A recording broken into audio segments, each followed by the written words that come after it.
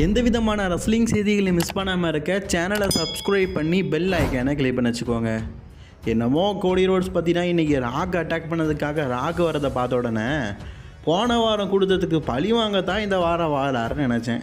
ஆனால் நடந்ததெல்லாம் பார்க்கும்போது தான் தெரியுது பிளட் லைன் தான் இவங்கள பழி வாங்கியிருக்குதுன்னு. ராக் அடி வாங்கிறத பார்த்துட்டு தம்பி சும்மா இருப்பானா அப்படிங்கிற மாதிரி ராக் வந்துட்டார். ராக்கும் ரோமன் ரெயின்ஸும் ரெண்டு பேரும் பார்த்தீங்கன்னா விளக்கு மாத்தார அடிக்கிற மாதிரி கையில் இருக்கிற வாரால் போன வாரம் கோடி ரோட்ஸ் ஒத்தைக்கு தானே அடி வாங்கினா, இந்த வாரம் ஜே ஊசோ, நம்ம செத் ரோலன்ஸு, கோடி ரோட்ஸு 3 பேருக்கும் பார்த்திங்கன்னா திருவாதவரை ஓதுற மாதிரி அடி பிச்சு புட்டாங்க.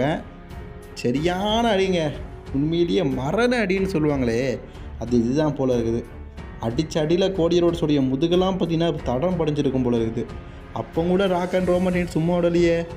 ராக்கும் ரோமன் 2 பேரும் சேர்ந்து கோடியையும் செத் ரோலன்ஸையும் அதுக்கப்புறமும் அடின்னு அடித்தாங்க.